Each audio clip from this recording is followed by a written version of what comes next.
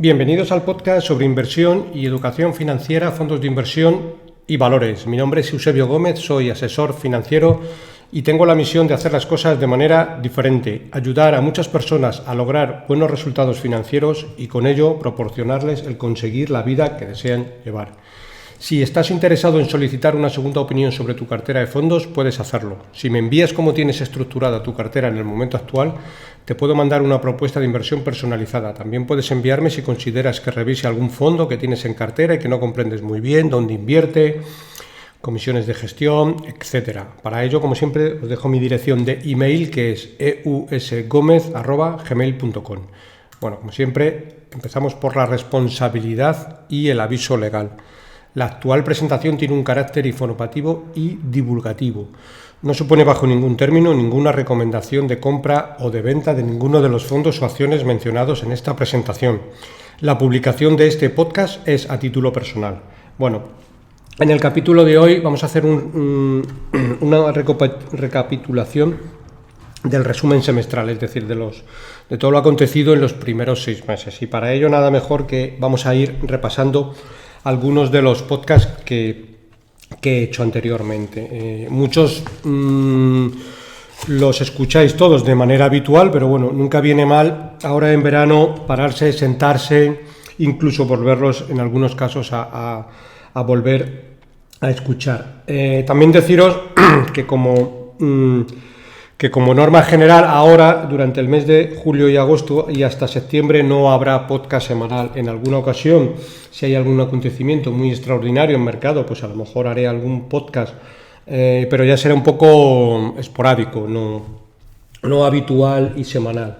Porque ahora ya empieza el periodo vacacional, viajes para arriba, viajes para abajo, y siempre el hacer un podcast semanal lleva preparación y demás y tiempo para prepararlo, y es un poco prácticamente no me da tiempo, pero bueno, si hay algo excepcional haré algún capítulo especial. Si no, pues bueno, ya a la vuelta en septiembre volveremos a hacerlo de forma semanal todos los viernes, que es cuando lo suelo publicar.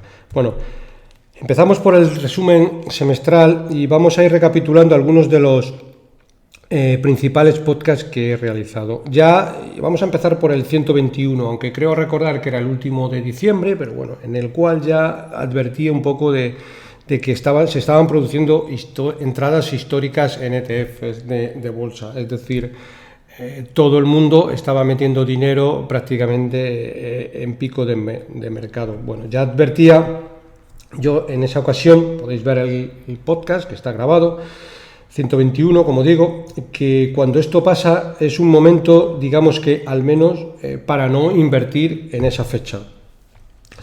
Y evidentemente, conforme el mercado ha ido corrigiendo durante la primavera, pues empieza a ser mucho más interesante. Evidentemente, como podréis comprender, no soy adivino ni nada que se le parezca, ni ningún gurú ni nada parecido. Es solo una cuestión de ver lo que está haciendo la masa para no hacer lo mismo, ¿vale? Ahora todos los clientes y consultas que me vienen con el asunto de que ahora, bueno, pues no es momento bueno para invertir, porque hay mucho riesgo, esto puede bajar mucho más, etcétera, etcétera. Bueno, vamos a hablar un poco de esto, ¿vale? Evidentemente, no sabemos si comprando a estos precios dentro de 2-3 semanas podrá haber precios mucho más baratos, probablemente, seguramente, pero no hay nada cierto. Desde mi punto de vista, esta no es la cuestión principal, ¿de acuerdo? No es la cuestión principal, porque si nuestro objetivo es 5 años, que es un poco cuando nos tenemos que plantear este tipo de inversiones, esta oportunidad es bastante buena. Recuerdo a muchos inversores que a toro pasado decían: qué buena oportunidad de inversión fue el 2008-2009 para haber invertido en esa época. Qué buena oportunidad de inversión fue el Brexit. Qué buena oportunidad de inversión fue la crisis soberana de España y Grecia, cuando en esa época pues estaba todos los días en cualquier telediario, incluso ni de información económica ni nada, con la prima de riesgo. En esa época la prima de riesgo era algo que estaba súper de moda y se estaba de forma permanente, se hablaba de la prima de riesgo. Qué buena oportunidad de inversión fue en medio del COVID. Qué buena oportunidad de inversión fue en el año 2001 cuando se cayeron las Torres Gemelas, es decir, etcétera, etcétera, etcétera. Al final, los momentos de pánico es cuando hay que, bueno, pues cargar las carteras de renta variable. Al final, pues lo último que hemos vivido es el COVID. Pues en el COVID todos estábamos en casa sin poder salir, y antes de poder salir la bolsa ya recuperó, porque la bolsa lo que hace siempre es anticipar. Es decir, si nos vamos a 2009, en 2009, ya en marzo del 2009, la bolsa empezó a rebotar fuerte, cuando la crisis duró hasta 2011 aproximadamente. ¿Por qué? Porque, bueno, pues entre otras cosas ya venía cayendo en 2008, es decir, venía anticipando muy fuerte. En 2009, pues no habíamos salido de la crisis de las hipotecas subprime, etcétera, etcétera, pero la bolsa, como siempre, anticipa fuertemente, pues como digo, en el COVID pasó 3/4 de lo mismo, es decir, la bolsa siempre anticipa mucho. Bueno, pues ahora pues está pasando algo parecido, la bolsa está anticipando que puede venir una recesión fuerte, que viene, pues el precio ya lo habrá descontado, pero como no venga, pues probablemente en cualquier momento, en cualquier semana, día que nos vayamos, por poner un símil, a lavar los dientes, pues cuando vengamos, pues el mercado habrá rebotado fuertemente, y no hay mejor manera el coger el rebote que estar dentro, ¿vale? Siempre con nuestro perfil inversor adecuado, con nuestro horizonte bien perfilado, etcétera, etcétera, etcétera, ¿vale? Al final, todos vemos un poco que en cualquier negocio en el que estemos, que ahora mismo la demanda de cualquier producto global pues es fuerte, ¿vale? Y ahora están subiendo mucho la inflación, se habla mucho de que los tipos de interés van a subir, que los tipos de interés suban, que es algo normal, que los tipos de interés se pongan en el 3%, por poner una cifra aproximadamente, pues es algo normal. Lo que no es normal son todos estos años que hemos tenido tipos de interés negativos, es decir, eso era un sinsentido absoluto. Recientemente leí un informe que me llegó, bueno, más que leer un informe, fue una data que tuvimos para asesores de la gestora Bestinver, en la cual hacían varios símiles que me parecen muy interesantes y encaja un poco bastante bien con mi filosofía, y los vamos a traer un poco aquí. Ellos ponían un símil y era el siguiente: bueno, si hacemos una proyección a 4 o 5 años, pues imaginaros que tenemos un negocio que puede ser una farmacia donde todo el mundo va a comprar los medicamentos, etcétera. Es un negocio que, entre comillas, los flujos de caja que tenemos son bastante predecibles, y durante un tiempo que pueden 6, 8 meses, pues nos colocan delante de la puerta un andamio porque están haciendo unas obras, y eso hace que la cotización en ese momento, porque nos coloquen el andamio, pues baja un 50-60%, cuando después de que pasen los 6 meses, pues probablemente el negocio se quiera igual, el flujo de caja será igual y podremos haberlo comprado a un precio súper interesante. Pues es un poco lo que está pasando en el momento actual. Ellos hacían una comparación con su fondo, digamos, estrella, que es el Bestinfond, en el cual lo veían como una empresa con buenas perspectivas operativas, y lo que decían era un poco, es decir, ahora mismo las empresas que tenemos dentro del fondo pues venden 100 por unidad de base, ¿vale? Pues en el año 2025 van a ver, es decir, dentro de 2 años y medio, poner 3 años, van a vender 140. El beneficio operativo de hoy es base 100, pues en el año 2025 va a hacer un 65%, 165, es decir, va a subir un 65%.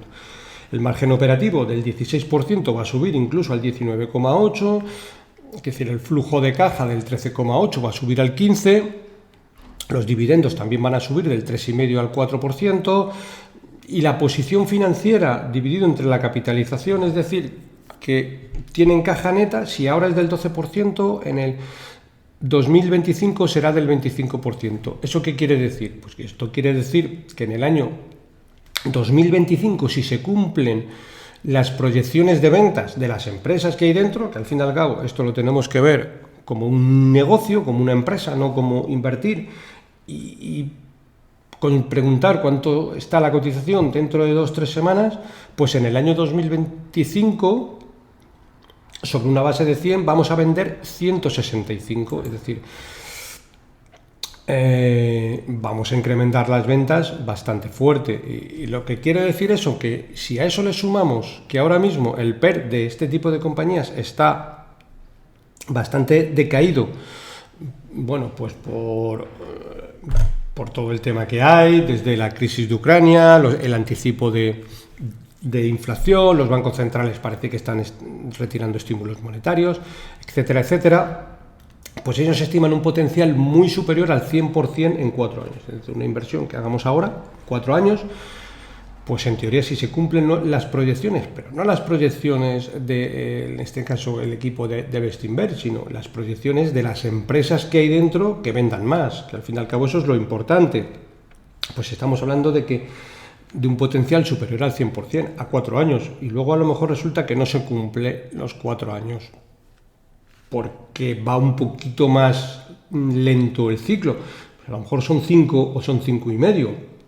Pero bueno, un potencial superior al 100% en 5 años, pues yo creo que está bastante bien, pero también puede darse el caso que evidentemente vaya un poco más adelantado y en vez de 4 años, pues sean 3. Es decir, al final tenemos que sabemos que en teoría si se cumple nuestras empresas, como van a vender mucho más, de aquí a 4 años nuestras inversiones valdrán un 100% más, y luego podremos ir un poquito más despacio, serán 5, 5 y medio. Podremos ir un poquito más deprisa y serán 3.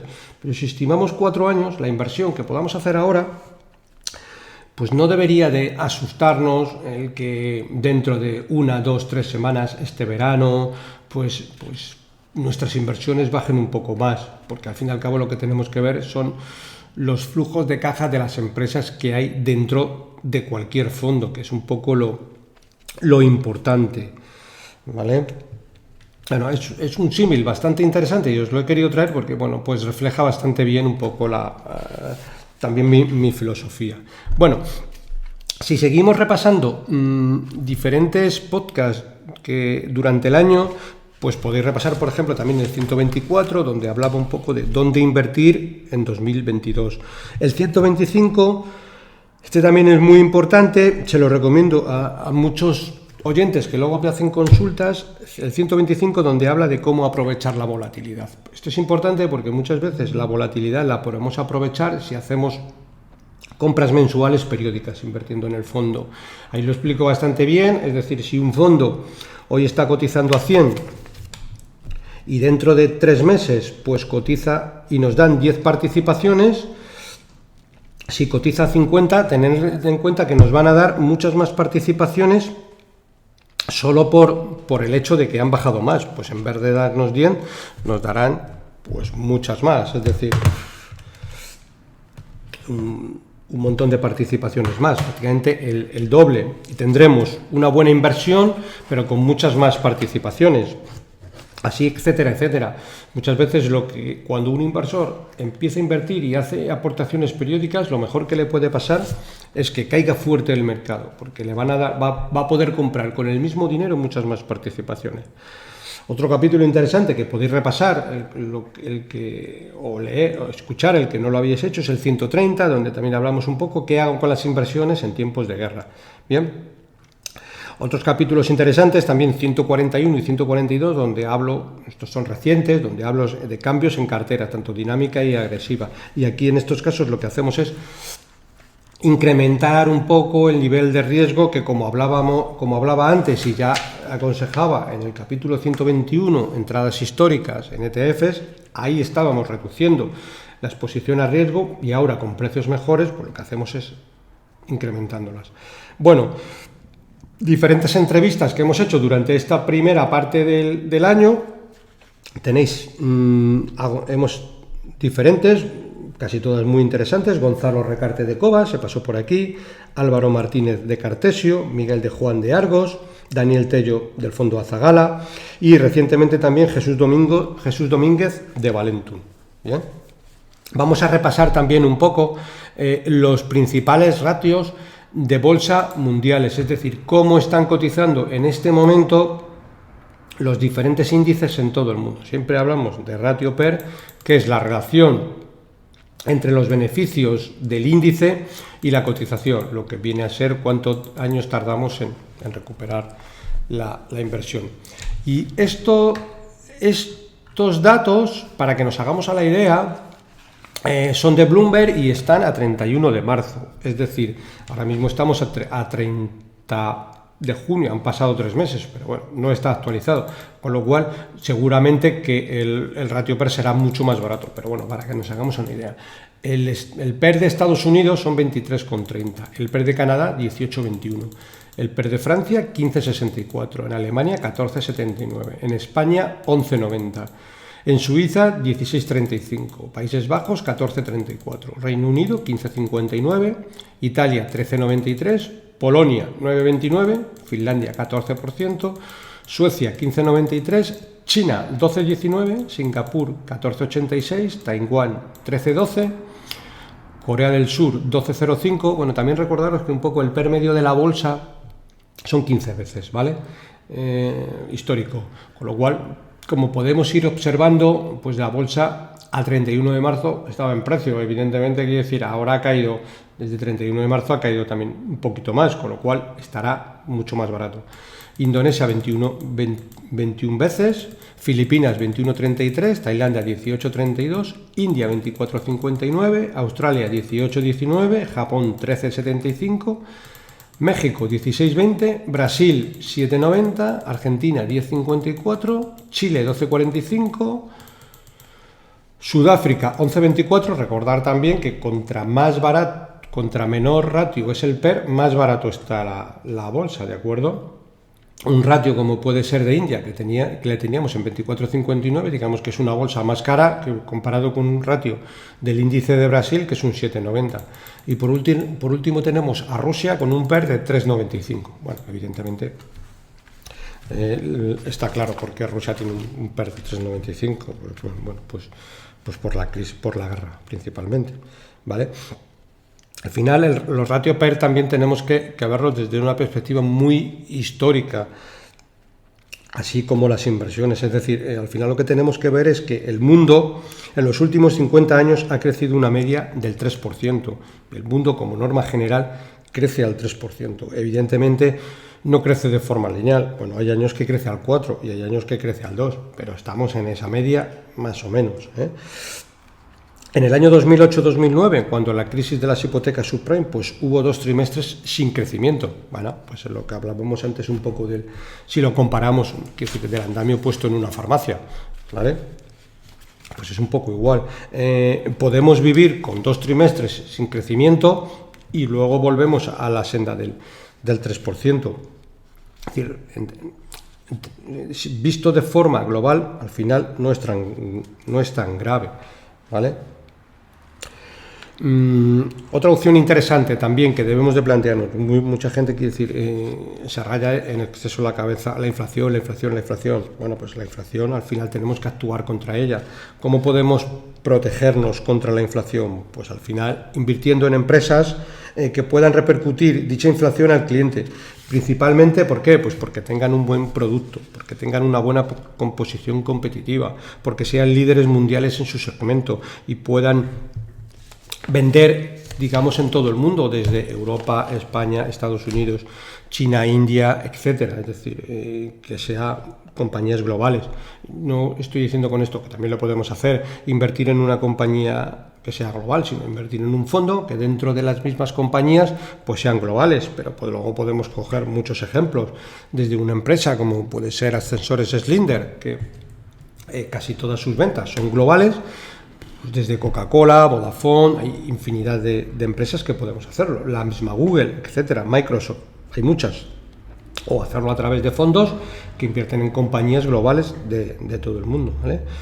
Evidentemente, el traslado de la inflación al cliente final no es algo que sea automático. Es decir, si hoy, que es 1 de julio, se publican los datos de inflación, pues probablemente la empresa hoy no suba los precios, pero evidentemente, como digo, no pasa de un día para otro, pero con un decalaje más o menos razonable de tiempo, 6-12 meses, las empresas buenas son capaces de trasladar precios, evidentemente, Si nos vamos a un horizonte un poquito más largo, como pueden ser los 3 años, perfectamente esa empresa ya se ha adaptado, y en el futuro, en los próximos 10 años, muchísimo más. Bueno, también os traigo algunos informes de gestoras que siempre recibo. En este caso vamos a empezar por Capital Group, en el cual ellos hablan un poco de perspectivas de la renta variable en el momento...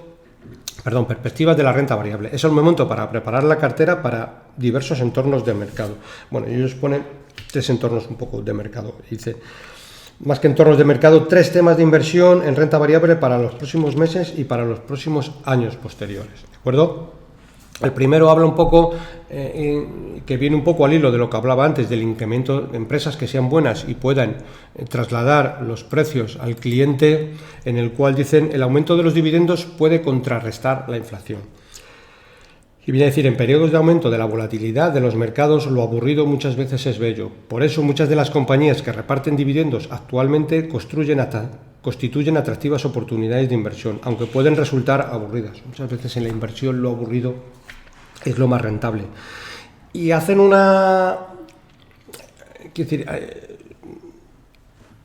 dan un dato que es muy ilustrativo y dicen, los repartos de dividendos a escala mundial aumentaron un 20% hasta alcanzar los 1,9 billones de dólares el año pasado. Es decir, los dividendos, mucho que ahora estemos hablando de crisis, ya el año pasado crecieron un 20%. Es decir, que son cifras importantes y que cuando las empresas a escala mundial están incrementando los dividendos, pues son buenas señales. Estamos hablando de los dividendos de todo el MSCI World en los últimos 12 meses, es decir, no estamos hablando de cualquier índice, el índice de las empresas más globales, ¿vale? Y vienen también un poco a decir, después de un par de años de suspensiones y recortes a causa de la pandemia, las empresas están volviendo a repartir dividendos. En los 12 meses anteriores al 31 de mayo de 2022, y según el índice MSCI World All Country, que se incrementó un 20%, que es una cantidad ya bastante importante, ¿vale? Otro dato que tenemos que tener en cuenta y muchas veces pasamos por alto, y es el largo plazo, ¿vale? Os traigo también un ejemplo ilustrativo para que veamos un poco, y lo vamos a ver en un fondo que es en este caso el fondo New Perspective de Capital Group, en el largo plazo. Y para que nos hagamos una idea, este fondo es súper longevo, está creado en el año 1973, es decir, tiene un historial de 50 años y ha pasado, como podremos observar, por infinidad de momentos de crisis. Al final es que en el mercado siempre hay incertidumbre. Ya en el año 1973, cuando se creó el fondo, pues estuvo la crisis del petróleo. Es que cada año hay un acontecimiento. En el 1974 el escándalo de Watergate, 1976 el FMI tuvo que dar un préstamo al Reino Unido, en el 1977 crisis energética mundial, 1979 invasión de Afganistán por fuerzas soviéticas, 1980 guerra entre Irak e Irak, el Papa y Ronald Reagan, víctimas de atentados en el 81, en el 82 la guerra de las Maldivas, en el 83 atentado en la embajada estadounidense de Beirut, etcétera, etcétera, etcétera. Desastre de Chernobyl en el 86, 87 caída mundial de las bolsas, lunes negro, etcétera, etcétera, etcétera. Pues bien, si cogemos el gráfico de largo plazo vemos que este tipo de crisis o de eventos tienen poco impacto en la rentabilidad final. Pues el gráfico lo único que hace es decir, subir, ¿vale? Tiene ciertos picos, pero que a largo plazo estos picos es que ya no se notan. Evidentemente tenemos aquí 2009, recesión global, que visto con perspectiva no tiene tanto impacto, ¿vale? Y sobre todo lo más importante, bueno, ¿qué hubiera pasado a alguien que hubiera invertido una cantidad de dinero en 1973, se hubiera olvidado y lo hubiera dejado ahí? Bueno, pues para que nos hagamos una idea, desde el año 10.000 euros invertidos en 1973, y aquí tengo la proyección hasta 2019, es decir, faltaría 2021, bueno, que sería todavía mucho mayor, En el año 2019, una persona que hubiera invertido 10.000 euros tendría 6 millones de euros. 2019. Si nos vamos a 2021, sería un poquito superior, porque este fondo ha obtenido un retorno medio anual del 14,60. Evidentemente no es un retorno lineal, es un retorno, bueno, con sus altibajos. Por ejemplo, en el año 73 subió un 4,50. En el año 1974 bajó un 18,50, pero luego después de ese año que bajó un 18,50 tuvo 1, 2, 3, 4, 5, 6, 7, como 12 o 14 años de subidas de forma permanente. Por ejemplo, hasta el año 1989. Es verdad que en el año 90 cayó un 1%, luego tuvo otros 5 o 10 años de más subidas. En el año 2000, 2001 y 2002 tuvo 3 años de caídas. Luego le vinieron 5 años de subidas, en fin, 2008 bajó un 37,40, pero si vemos en el año 2009 ya se recuperó un 38,40, para que nos hagamos a la idea y visto con perspectiva. En el año 2008 el fondo bajó un 37,40. Bien, pero es que en ese momento un cliente que hubiera invertido 10.000 euros y los hubiera dejado en el año 2008 tendría 1.350.000. Sí, le cayeron las inversiones, pero es que al año siguiente, 2009, 2010 y 2011, el fondo ya recupera. Es decir, al final tenemos que tener una visión lo más largoplacista posible, pues principalmente para dejar actuar sobre todo al interés compuesto, que es lo más importante. Bueno, en esta misma gestora, en ese mismo informe, también dicen, bueno, actualmente encontramos numerosas oportunidades de inversión en compañías que están reanudando e incluso incrementando sus pagos de dividendos. Los márgenes de beneficios se han aproximado recientemente a sus niveles máximos, lo que ha permitido a las compañías aumentar su dividendo a pesar de las presiones inflacionistas. Bueno, sigue hablando, las compañías con dividendos en crecimiento pueden impulsar la rentabilidad de la inversión en entornos de aumento de inflación. Los compromisos de crecimiento de los dividendos son una señal clara del equipo directivo sobre su confianza en el potencial de crecimiento futuro de los beneficios de la compañía. Encontramos compañías con dividendos en crecimiento en sectores diversos, como el financiero, el de la energía, el de los materiales y el sanitario, entre otros. El segundo punto, la segunda temática, dicen, la innovación sanitaria en Estados Unidos está en plena forma. Y dicen, el sector sanitario captó la atención de todo el mundo en los primeros días de la pandemia del COVID, ya que varias compañías lograron crear sus propias vacunas en un tiempo récord. Hoy en día, algunos parecen estar pasando por alto una importante consideración en un entorno de inestabilidad. Las compañías sanitarias presentan una valoración atractiva en relación con el mercado en general y sus propios datos históricos. Sigue diciendo, algunas compañías líderes del mercado resultan especialmente atractivas, dadas las perspectivas de crecimiento de sus líneas de productos.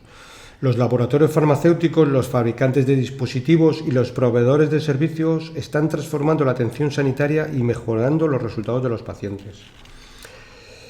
Y sigue diciendo, el descubrimiento de nuevos fármacos se encuentra en una edad de oro, que no sería posible sin la combinación de una secuenciación genética eficaz, una importante potencia computacional que permite analizar conjuntos de datos masivos y la existencia de herramientas bioquímicas precisas. Uno de los avances más recientes son los conjugados anticuerpo-fármaco, que permiten al sistema inmunitario atacar las células cancerígenas sin dañar las sanas. Se prevé que el mercado mundial para dichos tratamientos pase de los 3.100 millones de dólares en 2020 a los 20.000 en 2028. Es decir, es multiplicar por 7 este mercado, ¿vale? Dice, entre las compañías que pretenden aprovechar esta oportunidad hay varias empresas pioneras en oncología, como Bristol Myers, Merck y Roche, que están desarrollando conjugados anticuerpo-fármaco para combatir diversos tumores. No todos ellos tendrán éxito, por lo que resulta esencial que los inversores entiendan tanto la oportunidad de negocio como los aspectos científicos. Y viene a decir lo mismo de antes, las compañías sanitarias están infravaloradas en relación con el mercado en general. Y una tercera tesis dice, las compañías tecnológicas están cayendo, pero el crecimiento de la nube vuela alto. Y dice, las compañías tecnológicas de rápido crecimiento estuvieron en el ojo del huracán en la primera mitad de 2022 y muchas de ellas registraron fuertes caídas de cotización cuando el mercado se acercó al territorio de corrección. No obstante, ello no debería desanimar a los inversores pacientes a largo plazo. No cabe duda de que la subida de los tipos de interés y la inflación han ensombrecido las previsiones de beneficios a largo plazo de muchas de estas compañías, pero también es posible encontrar empresas de software bien gestionadas en segmentos de rápido crecimiento con perspectivas favorables. Y en concreto se centra en el crecimiento de los servicios de la nube, porque dice, en el segmento de servicios en la nube, por ejemplo, ha ido creciendo con rapidez a medida que las empresas han ido trasladando sus funciones tradicionales a la nube. Hace algunos años, cuando nació Amazon Web Services, se trataba realmente de un nuevo segmento empresarial. Ya no es tan nuevo, pero seguimos estando en las primeras fases de esta transición. Microsoft no fue la primera compañía en entrar en el mercado, pero su base de ingresos es ahora mayor que la de Amazon Web Services y que la de Google Cloud, gracias a sus sólidas relaciones empresariales. Y dice un dato que es relevante e interesante, digamos un poco para nosotros. Dice, a fecha de abril del 2022, la división de servicios en la nube de Microsoft registró un crecimiento trimestral del 32% frente al del año anterior, lo que podría llevar a la compañía a registrar unos ingresos anuales de casi 100.000 millones de dólares. No es seguro que todas las empresas del segmento de la nube vayan a lograr un crecimiento de los beneficios que justifique las elevadas valoraciones. Por eso resulta esencial invertir de forma selectiva sobre la base del análisis fundamental. Y por último termina diciendo, los ingresos de la nube mantienen su solidez a pesar del entorno de inestabilidad. Conclusión, para los inversores la clave está en el equilibrio. En un contexto de moderación del crecimiento y aumento de los riesgos, resulta particularmente importante mantener una cartera equilibrada, diversificada y adecuada para diversos entornos de mercado. Las compañías con dividendos en crecimiento pueden contribuir a moderar la volatilidad y contrarrestar la inflación, al igual que las empresas con capacidad de fijación de precios. Por otro lado, aunque las compañías tecnológicas han registrado fuertes caídas, ciertas compañías digitales han aumentado sus ingresos en el segmento de la nube. Y dice el gestor, en el actual entorno de la ralentización del crecimiento y aumento de la inflación, voy a buscar compañías que puedan generar su propio crecimiento. Entre ellas puede haber algunas empresas de la vieja economía, que hacen cosas tangibles, pero también algunas empresas líderes en el segmento digital. Bueno, otro informe, en este caso de la gestora también americana, MFS, y habla un poco de actuar con astucia. Y viene a decir un poco lo que en algunas ocasiones y en otros capítulos también considero yo, y que dice de desconfiar de análisis excesivos.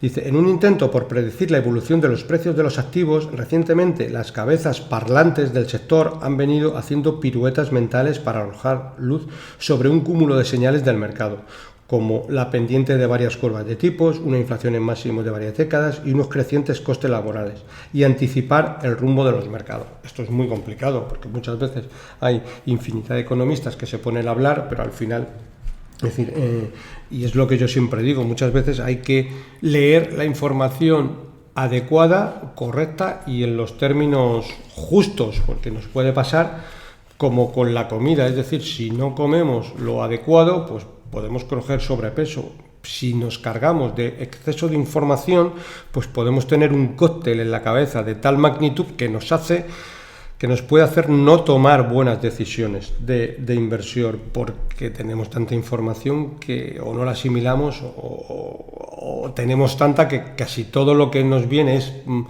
información destructiva, es decir, que el mundo se va a ir al garete, etcétera, etcétera, etcétera. Por eso dice, pero invertir es difícil. Es difícil porque las economías y los mercados revisten complejidad. Son sistemas que se adaptan y cambian su comportamiento en función de cómo reaccionan los demás. También es difícil porque cuando convergen varios puntos de vista diferentes y se impone el comportamiento gregario, las señales pueden distorsionarse, que es un poco lo que estaba diciendo, ¿vale? La inversión es audaz, pero también puede ser sencilla. Todos los activos financieros, tanto públicos como privados, renta variable o deuda, derivan su valor de los flujos de caja. Punto.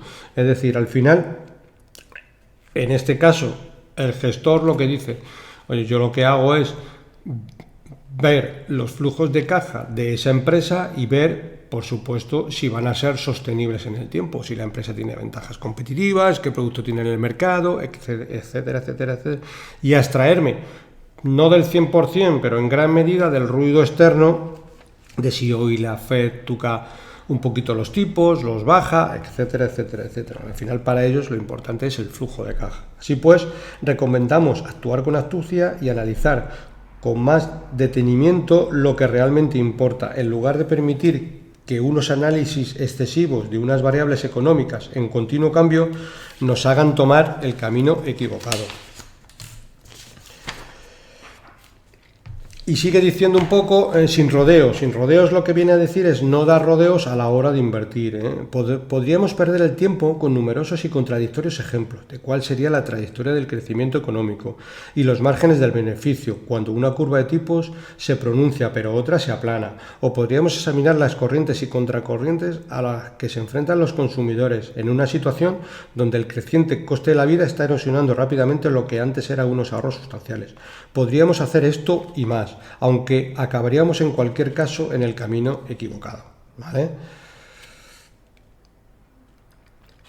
Y por eso dice, independientemente de las señales que puedan enviar la economía o los segmentos del mercado, en este caso Steve, que es el gestor, nos diría que nos centráramos en lo que realmente importa y que no nos anduviéramos con rodeo.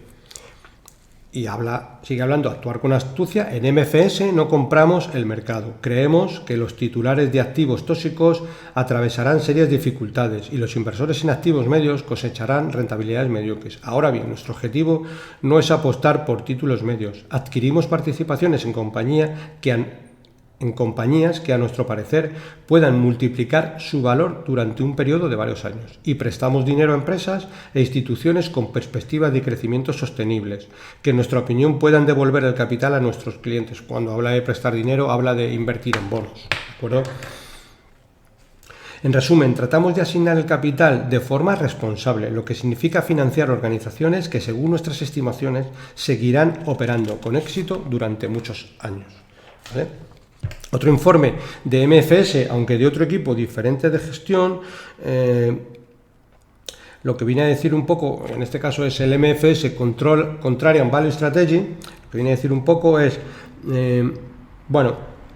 tienen un enfoque paciente y a largo plazo y por supuesto por la naturaleza de las inversiones que realizamos venderemos algunas de esas ideas deep value a los 6 meses, es decir, lo que viene a decir es si compro una empresa que está muy barata y a los 6 meses se ha revalorizado muy fuertemente, pues probablemente esa posición la venda una vez alcancen su precio objetivo.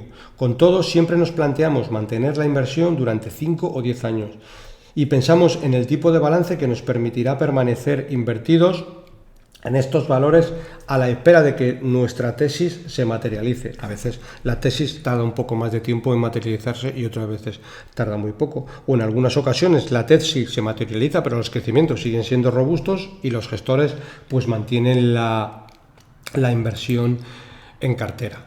¿De acuerdo? Bien, pues esto ha sido todo por el capítulo de hoy. Como he dicho al principio, pues me despido de todos vosotros hasta septiembre. Insisto, si hay algo especial, pues probablemente haré un capítulo especial, si lo considero oportuno. Os deseo que paséis buen verano a todos y que, pues que las cosas estén razonablemente tranquilas, ¿vale? Como siempre, para cualquier consulta o comentario sobre este podcast, puedes enviarme un email a la dirección eusgomez@gmail.com. Si te ha gustado el programa, te agradezco le des un me gusta en iBooks, un like en YouTube o un corazoncito en Spotify. Un saludo muy cordial, paciencia y buenas inversiones.